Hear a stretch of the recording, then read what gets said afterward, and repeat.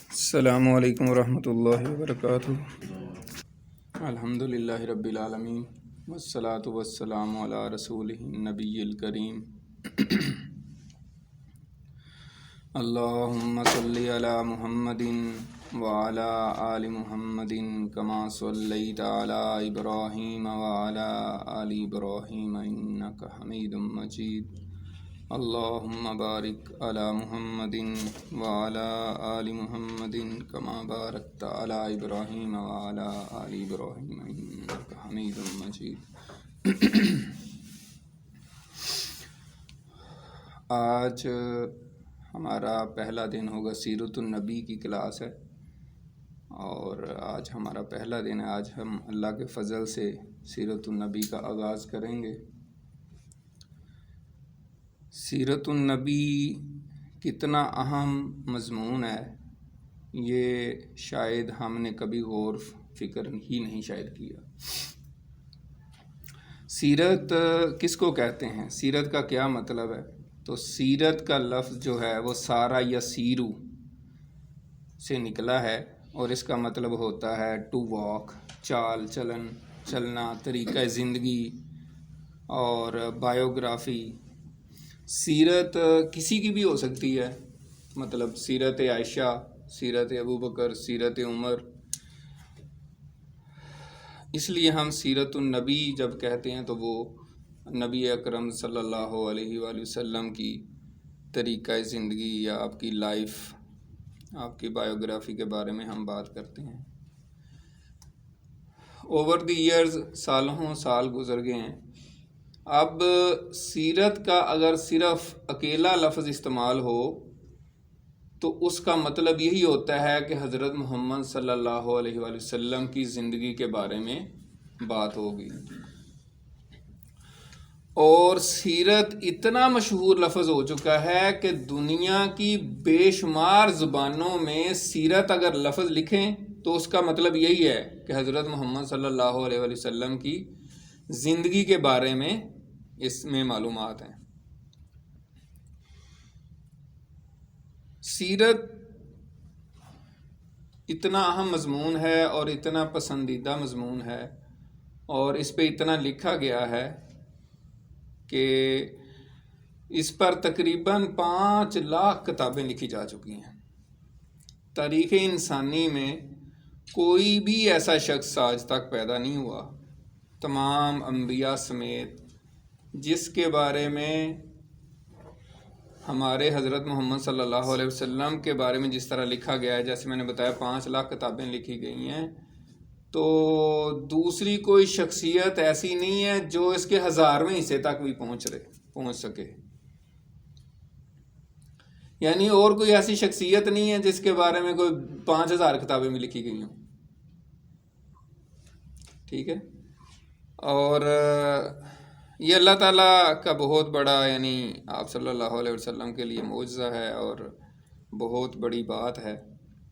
اور اس کی شاید وجوہات بھی یہ ہیں کہ اللہ تعالیٰ نے قیامت کے دن تک حضرت محمد صلی اللہ علیہ وسلم کو نبی بنا کر بھیجا ہے، کوئی اس کے بعد نبی نہیں آنا، اور امت مسلمہ ہی آخری امت ہے، اور آپ کی تعلیمات ہی قیامت تک چلنی ہے۔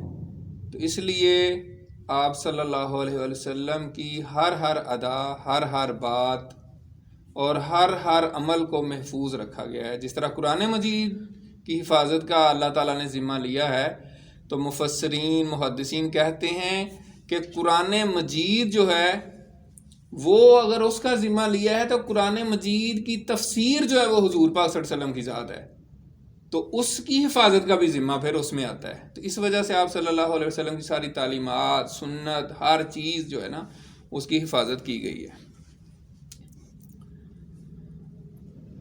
اب سوال یہ پیدا ہوتا ہے کہ سیرت کا مطالعہ ہم کیوں کریں؟ ذہن میں سوال آ سکتا ہے، آپ بھی پوچھ سکتے ہیں، بھئی یہ سیرت النبی کا آپ سبجیکٹ پڑھا رہے ہیں، ہم کیوں پڑھیں؟ وجہ مطلب ہمیں بتائیں نا کیوں پڑھیں؟ تو قرآن مجید میں اللہ تعالیٰ نے فرمایا سورۃ الملک میں، اعوذ باللہ من الشیطان الرجیم، بسم اللہ الرحمن الرحیم، الذی خلق الموت والحیات لیبلوکم ایکم احسن عملا، اللہ تعالیٰ نے موت اور زندگی کو پیدا کیا ہے تاکہ وہ آزمائے کہ تم میں سے اچھے عمل کون کرتا ہے۔ اب اچھے عمل کی ڈیفینیشن کیا ہے؟ کون بتائے گا کہ اچھا عمل کیا ہے؟ اس وقت دنیا میں جتنے چیلنجز درپیش ہیں، نظریاتی اور فلسفیاتی طور پہ جتنے ٹکراؤ ہیں، تہذیبوں کے ٹکراؤ چل رہے ہیں، ٹھیک ہے، اور اس وقت تہذیبوں کے ٹکراؤ کا سارا معاملہ چل رہا ہے۔ ہر تہذیب دوسرے کے اوپر حاوی ہونے کی کوشش کر رہی ہے کہ جو ہمارا لائف سٹائل ہے اس کو بنایا جائے، اور اس کے لیے وہ پراپر پوری کمپین کرتے ہیں، میڈیا وارز چل رہی ہوتی ہیں، اور کئی طریقے سے وہ اپنا زور لگاتے ہیں۔ وہ آپ کے سامنے ہے۔ ہمارے اوپر یورپ کی تہذیب کیوں ہیوی ہونے کی کوشش کر رہی ہے اور ہم رزسٹ کر رہے ہیں؟ جو دین سے محبت کرنے والے لوگ ہیں، جو اللہ اور اللہ کے رسول سے محبت کرنے والے لوگ ہیں، وہ اس کو رزسٹ کرتے ہیں کہ نہیں یار، ہماری اپنی جو ایک تہذیب ہے ہم اس کو فالو کریں۔ تو اس لیے یہاں پہ سوال یہ پیدا ہوتا ہے کہ اللہ تعالیٰ کہہ رہے ہیں کہ تم میں سے جو اچھا عمل کریں، تاکہ ہم آزمائیں کہ تم میں سے کون اچھا عمل کرتا ہے۔ تو اچھے کی ڈیفینیشن کا کیسے پتہ چلے گا؟ دنیا میں مختلف تہذیبیں، مختلف مذاہب ہیں، جو ان کے نزدیک اچھا ہے وہ سمجھتے ہیں یہی اچھا ہے، ٹھیک ہے نا؟ وہ کہتے ہیں جی عورت مارچ ہونا چاہیے، ہم کہتے ہیں یہ کیا بےہودگی ہے، ایسے ہی ہے نا؟ تو ڈیفائن کون کرے گا کہ اچھا عمل کون سا ہے؟ تو وہ کس نے ڈیفائن کرنا ہے؟ وہ حضور پاک صلی اللہ علیہ وسلم نے بتایا ہے ہمیں کہ اچھا کیا ہے اور برا کیا ہے۔ تو اچھا اور برا جاننے کے لیے ضروری ہے کہ ہم سب سے بہترین انسان، سب سے پرفیکٹ انسان، جس کے بارے میں اللہ تعالیٰ نے فرما دیا لَقَدْ كَانَ لَكُمْ فِي رَسُولِ اللَّهِ أُسْوَةٌ حَسَنَةٌ، یقیناً اللہ کے رسول صلی اللہ علیہ وآلہ وسلم کی زندگی میں تمہارے لیے بہترین نمونہ موجود ہے۔ ہی از دی بیسٹ رول ماڈل، وہ بہترین رول ماڈل ہیں، قابل تقلید ہیں، بہترین مثال ہیں، فالو کرنے کے حوالے سے ان سے بہترین کوئی بھی نہیں۔ اور انہوں نے جو کچھ فرمایا ہے وہی اچھا عمل ہے، وہی بہترین ہے۔ اس سے دائیں بائیں ہٹو گے تو کوئی فائدہ نہیں ہے، سارا جو ہے نا اٹھا کے کچرے میں پھینک دیا جائے گا۔ ایسا ہی ہے بالکل، یہ کوئی مذاق کی بات نہیں ہے۔ جو بھی کام حضور پاک صلی اللہ علیہ وسلم کی سنت سے ہٹ کے یا اس کے خلاف کیا جائے گا، اس کا کوئی فائدہ نہیں ہوگا۔ تو اس لیے کسی بھی معاملے میں، دنیا کا ہو، دین کا ہو، وہ ہمیں حضور پاک صلی اللہ علیہ وسلم کو اللہ تعالیٰ نے فرما دیا کہ وہ بہترین نمونہ ہیں۔ جیسے کہ اخلاقیات ہے، اب اخلاقیات ایک اہم ترین جو ہے وہ پارٹ ہے انسان کی زندگی میں۔ تو حضرت عائشہ رضی اللہ تعالیٰ عنہا سے کسی نے پوچھا کہ اماں عائشہ، حضور پاک کا اخلاق کیسا تھا؟ تو انہوں نے کہا کہ کوئی تابعی تھے، ظاہر ہے صحابہ کے بعد جو اگلی نسل تھی، ظاہر ہے انہوں نے تو حضور پاک کو نہیں دیکھا تھا، انہوں نے صحابہ کو دیکھا تھا۔ تو حضرت عائشہ نے کہا کہ تم قرآن نہیں پڑھتے؟ انہوں نے کہا جی پڑھتا ہوں، میں تو قرآن تو پڑھتا ہوں۔ تو حضرت عائشہ رضی اللہ تعالیٰ عنہا کے کیا الفاظ ہیں؟ کان خلقہ القرآن، کہ حضور پاک صلی اللہ علیہ وسلم کا اخلاق تو قرآن ہی تھا۔ کس طرح؟ یعنی جو قرآن نے فرمایا وہ آپ صلی اللہ علیہ وسلم نے کیا، اور جو آپ نے کیا وہ قرآن نے فرمایا۔ اس کے حوالے سے مفسرین اور محدثین، بڑے اسکالر جو ہیں، وہ ایک مقولہ کہا کرتے ہیں۔ وہ کہتے ہیں کہ قرآن جو ہے وہ دو ہیں، سمجھانے کے لیے۔ ایک قرآن صامت ہے جس کو ہم قرآن کہتے ہیں، جس کی ہم تلاوت کرتے ہیں، اور ایک قرآن ناطق ہے، بولتا چالتا قرآن، چلتا پھرتا قرآن، اور وہ حضور پاک صلی اللہ علیہ وسلم کی زندگی ہے، وہ حضور پاک ہے۔ یعنی جو قرآن کا مقصد تھا، جو قرآن نے کہا کہ یوں کرنا چاہیے، یہ ایسے چلنا چاہیے، ایسے بیٹھنا چاہیے، ایسے کھانا چاہیے، ایسے معاملات چلانے چاہیے، ایسے ریاست چلانی چاہیے، ایسے سیاست کرنی چاہیے، ایسے فوج کی کمانڈ کرنی چاہیے، ایسے تعلیم دینی چاہیے، ایسے باپ ہونا چاہیے، ٹھیک ہے، ایسے سپہ سالار ہونا چاہیے، وہ کس نے کر کے دکھایا ہے؟ حضور پاک صلی اللہ علیہ وسلم نے۔ تو اس لیے قرآن مجید جو ہے وہ آپ کا اخلاق ہے، اور پورا قرآن ہی حضور پاک کی شان ہے۔ اس میں بہرحال کچھ سکالر جو ہیں وہ تھوڑا سا سطحی بات کرتے ہیں، وہ کہتے ہیں جی حضور باقی انبیاء کا بڑا ذکر ہے، قرآن مجید میں حضور پاک کا بہت کم ذکر ہے۔ لیکن جو صحیح سکالر ہیں وہ کہتے ہیں کہ کوئی بھی چیز جو ہے نا وہ حضور پاک سے نہیں ہٹی ہوئی، ہر چیز ہی حضور کی شان ہے۔ وہ سمجھنے کی ضرورت ہے۔ جب حضرت موسیٰ کا بھی ذکر ہو رہا ہوتا ہے نا، تو وہاں اللہ تعالیٰ فرما رہے ہوتے ہیں کہ اے میرے محبوب ایسے ایسے ان کے ساتھ ہوا ہے نا، تو ہم آپ کے ساتھ ایسے ہی کریں گے۔ یعنی اگر موسیٰ علیہ السلام کو ان کے دشمنوں نے یہ کیا وہ کیا تو ہم نے ان کے دشمنوں کو تباہ و برباد کر دیا نا، تو آپ کے دشمنوں کے ساتھ بھی ہم نے ایسے ہی کریں گے۔ تو وہ یعنی موسیٰ علیہ السلام کا واقعہ بیان کر کے نا حضور پاک کے ساتھ ہی بتایا جا رہا ہے، یعنی حضور پاک کو ہی یعنی موسیٰ کی جگہ سمجھ لیں آپ اپنے آپ، یوں سمجھ لیں، یعنی کہ جیسے ان کے ساتھ ان کے دشمنوں کو ہم نے کیا، ایسے ہی حضرت ہود علیہ السلام، یعنی تمام انبیاء کا جو ہے اس میں میسج ان بلٹ یہی ہے کہ جو آپ کے ساتھ ایسا کرے گا ہم اس کے ساتھ بھی ایسے ہی کریں گے جیسے ان کے ساتھ کیا۔ تو وہ آپ سے ریلیٹ ہو جاتی ہے چیز۔ اس کے بعد ایک سوال اور پیدا ہوتا ہے، اور لوگ اس پہ آج کے دور میں کیا اس سے پہلے بڑا لوگوں نے لکھا اور آج بھی بڑی بحث چلتی ہے، اور بڑے آج کے سوشل میڈیا پہ یوٹیوب پہ آپ دیکھیں گے اکثر آپ آتی رہتی ہیں ویڈیوز، کامیاب ترین انسان بننے کا یہ طریقہ، کامیاب ترین انسان یہ ہے، موٹیویشنل سپیکر، ٹھیک ہے جی، اور کیسے انسان کامیاب بن سکتا ہے۔ اس پہ بڑی کتابیں لکھی گئی ہیں۔ ایک بندہ اس نے لکھی ہے کتاب 7 Habits of Highly Successful People، یعنی سب سے کامیاب ترین لوگوں کی 7 عادات، سٹیفن اس کا نام ہے۔ تو اب لوگ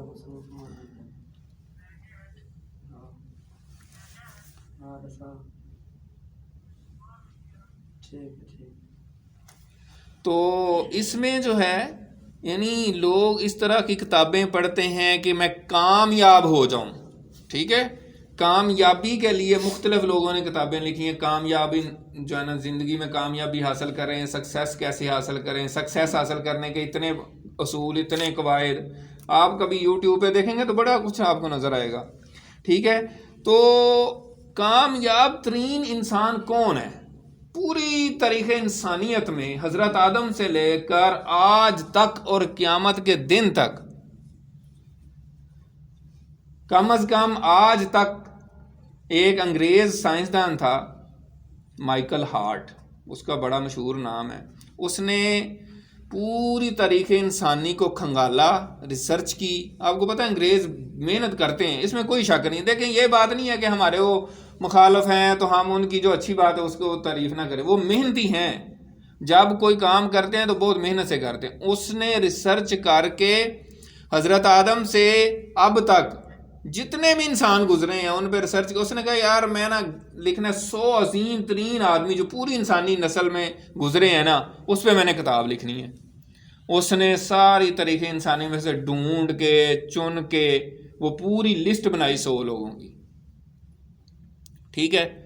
تو اس 100 کی اس نے جب کتاب لکھی دی 100، ٹھیک ہے، 100 عظیم لوگ اس کا ترجمہ ہے، تو اس پہ سب سے اوپر نمبر 1 پہ حضرت محمد صلی اللہ علیہ وسلم کو اس نے رکھا ہے۔ یہ ہم خود نہیں کہہ رہے، ہمیں تو حضور پاک صلی اللہ علیہ وسلم سے بچپن سے محبت ہے، یعنی کوئی بھی ایسا مسلمان نہیں ہے جو کلمہ پڑھتے سارے اس کے دل میں حضور پاک صلی اللہ علیہ وسلم کی محبت پیدا ہو جاتی ہے اللہ کی طرف سے۔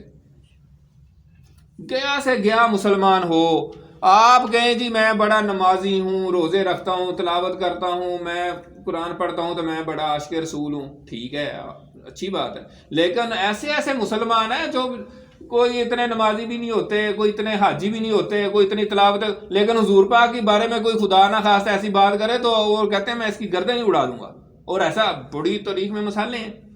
تو حضور پاک صلی اللہ علیہ وسلم سے ہماری تو محبت جو ہے وہ ہے، لیکن ایک انگریز جو ہے وہ مسلمان نہیں ہے، وہ کہہ رہا ہے کہ تاریخ انسانی میں جو سب سے نمبر 1 بندہ ہے وہ کون ہے؟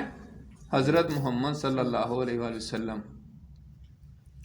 پھر اس نے کہا کہ لوگ اعتراض کریں گے، پوچھیں گے کہ یار یہ کیا آپ نے ان کو، آپ تو عیسائی ہیں تو ان کو آپ نے محمد صلی اللہ علیہ وسلم کو پہلے نمبر پہ رکھے، تو اس کی کیا وجہ ہے؟ تو اس نے جواب دیا ہے، اس نے کہا کہ he was the only man who was extremely successful in secular and religious world، یعنی اس کا مطلب یہ ہے کہ پوری تاریخ انسانی میں دنیاوی لحاظ سے بھی اور دینی لحاظ سے بھی اور کوئی شخصیت نہیں ہے جو دونوں میں مکمل طور پہ اور ایکسٹریملی سکسیسفل، یعنی انتہائی کامیاب رہا ہو۔ یعنی اگر انبیاء کی ہسٹری اٹھا کے دیکھیں، خود حضرت عیسیٰ علیہ السلام کی دیکھیں تو تھوڑا سا عرصہ رہے ہیں، وہ ظاہر ہے انہوں نے مذہب کی جو بھی تعلیم تھی وہ دی ہے، کوئی دنیاوی حکومت یا اس طرح کا کوئی معاملہ نہیں کیا۔ حضرت موسیٰ علیہ السلام کی بھی کوئی اس طرح نہیں ہے، تو کوئی پیغمبر بھی جو ہے نا اس طرح مکمل طور پہ ان کا سیٹ اپ نہیں بن سکا کہ انہوں نے دین کے ساتھ ساتھ پوری ایک ریاست قائم کی ہو، قانون بنایا ہو اور سپہ سالاری بھی کی ہو، اور یعنی سارے نظام جو ہیں وہ چلائے ہوں۔ تو اس وجہ سے حضرت محمد صلی اللہ علیہ وآلہ وسلم کو اس نے پہلے نمبر پہ رکھا ہے، اور دوسرے پہ اس نے نیوٹن کو رکھا ہے۔ تھوڑا سا یہاں بھی ایک نقطہ سمجھنے کا ہے، صرف اتنی بات نہیں ہے کہ اس نے پہلے نمبر پہ حضور پاک صلی اللہ علیہ وسلم کو رکھا ہے اور دوسرے پہ نیوٹن کو رکھا ہے، یہ تو ظاہر ہے اس نے بیچارے نے اپنے حساب سے کتاب لکھی ہے۔ اگر بنظر انصاف دیکھا جائے اور اسی طرح ترتیب سے نمبرنگ کی جائے تو نیوٹن کے بعد 1000 درجے اوپر جا کے، اس سے بھی اوپر جا کے، ہزاروں درجے اوپر جا کے جو ہے نا حضور پاک صلی اللہ علیہ وسلم کی نمبر بنتا ہے۔ یعنی نیوٹن کیا چیز ہے، یا اس سے نیچے جو لوگ اس نے لکھے ان کی اتنی کوئی حیثیت ہی نہیں ہے۔ کیوں؟ کیونکہ حضور پاک صلی اللہ علیہ وسلم نے ہر میدان میں جو ہے نا ایک مکمل ضابطہ اور مکمل طریقہ اور ایک بہترین رہنمائی فراہم کی ہے، اور آپ صلی اللہ علیہ وسلم کا لایا ہوا انقلاب 1450 سال گزرنے کے باوجود اسی طرح پھیل رہا ہے، اسی طرح پھول رہا ہے اور پھیلتا جا رہا ہے، ٹھیک ہے، اور دنیا میں لوگوں کے دلوں پہ اثر کر رہا ہے اور پھیلتا جا رہا ہے، ٹھیک ہے۔ لیکن نیوٹن ایک سائنسدان تھا، اس نے سائنس میں جو کام کیا، سائنس کے اسٹوڈنٹس کو تو پتہ ہوگا کہ اس نے کیا کیا ہے، گریویٹیشنل فورس اس نے ڈسکور کی ہے، یا کوئی کیلکولس کا کچھ تھیورم بنائے ہیں، یا اور جو بھی اس نے کام کیے ہیں۔ تو باقی جتنے بھی دنیا کے یا نظام ہیں یا جو بھی شعبے ہیں اس میں لوگ اس کو اتنا نہیں جانتے۔ نیوٹن کو کتنے لوگ جانتے ہوں گے؟ سائنس کے اسٹوڈنٹ جانتے ہوں گے، باقیوں کو تو اتنا نہیں ہے، لیکن حضرت محمد صلی اللہ علیہ وسلم کو دنیا جانتی ہے، اس لیے دوسرے نمبر پہ اس نے چلو رکھا ہے۔ لیکن بہرحال حضور پاک کی شان بہت بلند و بالا ہے۔ اچھا، یہ ایک تو یہ ہو گیا کہ کامیاب ترین انسان اگر کسی نے بننا ہے تو اس کو حضور پاک صلی اللہ علیہ وسلم کی ذات کا مطالعہ کرنا چاہیے۔ دوسرا یہ ہے کہ ہم مسلمان ہیں اور ہمارا تو اصل معاملہ آخرت کا ہے۔ اللہ تعالیٰ نے جیسے فرمایا، جیسے شروع میں نے پڑھا ہے کہ الذی خلق الموت والحیات لیبلوکم ایکم احسن عملا، کہ تم میں سے بہترین عمل کون کر کے آتا ہے۔ تو ایک تو یہ ہے کہ اللہ تعالیٰ نے انسان کو پیدا کیا، حضرت آدم کو پیدا کیا اور پھر جنت سے ان کو کسی طریقے سے شیطان نے ورگلا کے نکال دیا، لیکن اصل ہمارا گھر کون سا ہے؟ جنت ہے، آخرت ہے۔ دنیا کی زندگی تو کچھ دن کے لیے ہے، آخرت کی زندگی ہمیشہ ہمیشہ کے لیے ہے۔ اور یہ اسلام کا جو عقائد ہیں اس کا بہت بڑا پلر جو ہے 1/3 یعنی تیسرے نمبر پہ اہم ترین جو اس کا پلر ہے، یعنی توحید، رسالت، آخرت، یہ اسلام ہے۔ اسلام کے بنیادی ترین عقائد یہ ہیں، توحید، رسالت اور آخرت. تو آخرت کا ایک جو نظریہ ہے، جو عقیدہ ہے، وہ بہت ہی بڑا ہے اور بہت اہم ہے. تو آخرت کے حوالے سے ہمارے سامنے ایک نمونہ ہونا چاہیے کہ ہم کون سے اعمال کر کے جنت میں جائیں گے. تو جنت میں ہمارا جانا مقصد ہے. تو جنت میں جانے کے لیے ضروری ہے کہ ہم حضور پاک صلی اللہ علیہ وسلم کی تعلیمات پہ عمل کریں، اور جن باتوں سے حضور پاک صلی اللہ علیہ وسلم نے منع کیا ہے ان سے منع ہو جائیں. تو اس طریقے سے ہم جو ہے جنت میں چلے جائیں گے. یہ تو مسلمانوں کے حوالے سے ہے. اب سیرت النبی کی اہمیت کے حوالے سے جیسے مسلمانوں کے لیے اہم ہے، تو کیا یہ غیر مسلموں کے لیے بھی اہم ہے سیرت النبی؟ یہ بھی ایک سوال ہے. کیا مطلب مسلمان تو حضور پاک کی زندگی کا مطالعہ کریں ہی کریں نا، ان کو تو محبت بھی ہے اور سارا ہے سلسلہ ہے، لیکن کیا غیر مسلم بھی کریں؟ تو غیر مسلم اس لیے سیرت کا مطالعہ کریں تاکہ وہ ظاہر ہے ان کا تو آخرت کے حوالے سے اس طرح ہے نہیں ہے، تو وہ اس دنیا میں جو لوگ کامیاب ہونا چاہ رہے ہیں، جو کوئی بھی ریاست چلانا چاہ رہا ہے، ملک چلانا چاہ رہا ہے، کوئی فوج کا سپہ سالار ہے، ٹھیک ہے، کوئی یونیورسٹی کا وائس چانسلر ہے، کوئی قانون کا کوئی بڑا جج ہے، کوئی مطلب جو بھی شعبے ہیں، اس میں اگر کوئی بندہ جو ہے وہ چاہتا ہے کہ میں کامیاب بن جاؤں، تو اس کو کیا کرنا چاہیے؟ سیرت النبی کا مطالعہ کرنا چاہیے. کوئی ماہر نفسیات ہے، اس کو بھی سیرت النبی کا مطالعہ کرنا چاہیے. کوئی روحانیت کا ماہر ہے، ماہر روحانیات ہے، حضور پاک تو روحانیت کے امام ہیں، اماموں کے امام ہیں. حضور پاک سے ہی ساری روحانیت شروع ہوئی ہے. حضور پاک ہی روحانیت کے جو ہے نا سارے روحانیت کے اماموں کے بھی امام ہیں. تو اس لیے غیر مسلموں کو بھی سیرت النبی کا مطالعہ کرنا چاہیے، اور وہ کرتے بھی ہیں. یہ نہیں ہے کہ کرنا چاہیے، وہ ہم سمجھتے ہیں کہ صرف ہم تو مسلمان ہو کے نہ ہمیں قرآن مجید کا ترجمہ آتا ہے، نہ ہمیں سیرت النبی کا پتہ ہے، ہمیں بس ہم نے کلمہ پڑھ لیا اور ہم کہتے ہیں مسلمانوں کے گھر میں پیدا ہو گئے تو بس اللہ اللہ خیر صلی اللہ. تو یہ بات نہیں ہے. حضور پاک صلی اللہ علیہ وسلم کی زندگی کا مطالعہ اتنا اہم ہے، اتنا اہم ہے. حضرت سعد بن ابی وقاص رضی اللہ تعالیٰ عنہ بڑے مشہور صحابی ہیں، فاتح ایران ہیں. وہ فرماتے ہیں کہ ہم بچوں کو سیرت النبی ایسے ہی پڑھاتے تھے جیسے قرآن پڑھاتے ہیں. اسی طرح حضرت امام حسین رضی اللہ تعالیٰ عنہ کے بیٹے امام زین العابدین جو ہیں، وہ بھی کہتے ہیں ہمیں اس طرح سیرت پڑھائی جاتی تھی جیسے قرآن پڑھایا جاتا ہے. یعنی آپ صلی اللہ علیہ وسلم کی پوری زندگی، پوری لائف جو ہے وہ. تو ایک تو یہ غیر مسلموں کے حوالے سے. دوسرا یہ ہے کہ سیرت النبی کا ایک اور پہلو بھی ہے پڑھنے کا. یعنی سیرت النبی کامیاب زندگی بھی ہو گئی، آخرت کے حوالے سے بھی ہو گیا، ہم جنت میں چلے جائیں گے. لیکن جنت میں جانے کے لیے ایک اور بات ضروری ہے، وہ ہے محبت رسول.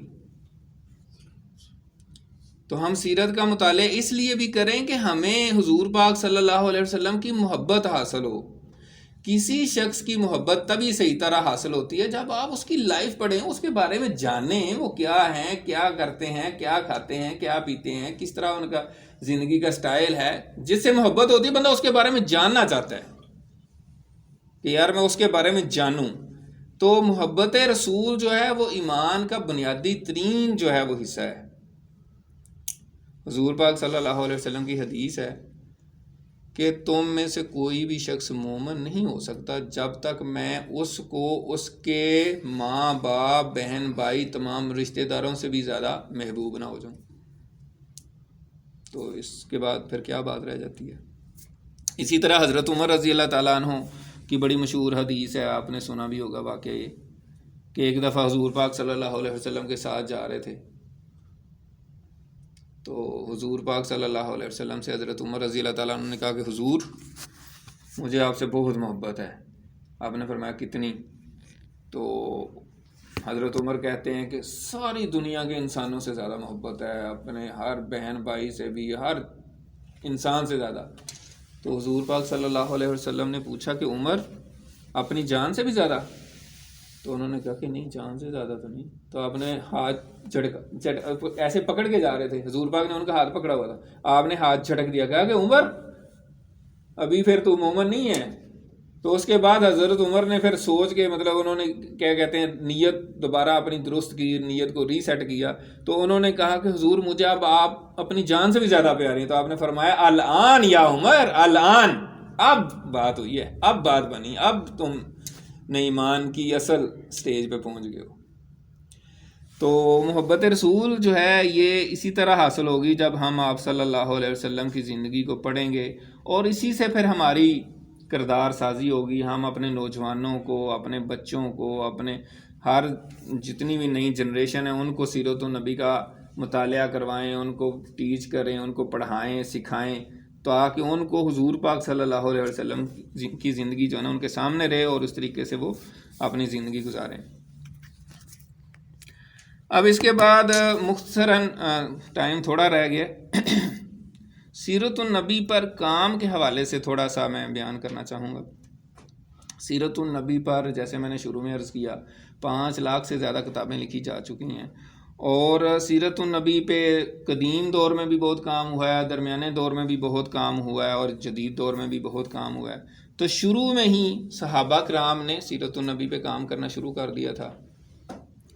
حضرت عائشہ رضی اللہ تعالیٰ عنہ کے بھانجے ہیں عروہ بن زبیر، جو حضرت اسما کے جو ہے نا بیٹے ہیں اور حضرت زبیر کے بیٹے ہیں. تو وہ حضرت عائشہ کے کیونکہ بھانجے تھے تو حضرت عائشہ سے وہ سنتے رہتے تھے آپ صلی اللہ علیہ وسلم کے بارے میں، اور پھر ان سے ان کے شاگرد ابن اسحاق نے سنا اور ساری سیرت جمع کی، اور پھر سیرت النبی کی جو پہلی کتاب لکھی گئی وہ سیرت ابن اسحاق کی کتاب ہے. جو سب سے پہلی کتاب ہے سیرت النبی پہ وہ ابن اسحاق کی کتاب ہے، اور اس میں انہوں نے حضرت آدم سے لے کر حضور پاک تک جو کچھ بھی روایات تھیں، وہ پھر حضرت محمد صلی اللہ علیہ وسلم کی بچپن سے لے کر 40 سال کی عمر نبوت ملنے تک، پھر مکی دور اور پھر مدنی دور، ساری چیزیں جو ہے نا وہ لکھی، اور بہت زیادہ اشعار لکھے اس میں اور بہت زیادہ تفصیل سے لکھا. تو اس کے بعد لوگوں نے کہا کہ اس میں تو بہت چیزیں ہیں اور اس میں کوئی ضعیف روایات بھی ہیں، اس طرح ہے. تو اس کے بعد پھر ابن ہشام جو ہیں انہوں نے اس کتاب کو ریفائن کیا اور بہترین کر کے اس میں حضور پاک صلی اللہ علیہ وسلم سے پہلے کا جو چیزیں تھیں وہ نکال دیں، اور جو اشعار تھے وہ بھی کم کیے اور ایسے اشعار نکال دیے. تو سیرت ابن ہشام جو ہے اس وقت موجودہ دور میں سب سے قدیم ترین اور سب سے بہترین جو ہے نا سیرت النبی کی کتاب ہے. اگر کسی نے ریفرنس کے طور پہ کوئی کتاب دیکھنی ہو حوالے کے طور پہ تو وہ سیرت ابن ہشام دیکھی جاتی ہے. ٹھیک ہے، وہ جو فائنل ریفرنس ہے سیرت کا آج کے دور میں اب وہ ہے. سیرت ابن سعد بھی مل جائے گی آپ کو، لیکن جو ریفائنڈ ہے جو بہترین ہے وہ ابن شام کی ہے. اس کے علاوہ واقدی نے بھی شروع دور میں ہی لکھا، لیکن محدثین نے اس کو کوئی مستند قرار نہیں دیا، اس لیے اس کو زیادہ کوٹ نہیں کیا جاتا. درمیانے دور کے حوالے سے جو 700 ہجری کے قریب کا زمانہ ہے اس میں زاد المعاد کے نام سے سیرت النبی کی کتاب ہے، جو حافظ ابن قیم رحمۃ اللہ علیہ کی کتاب ہے.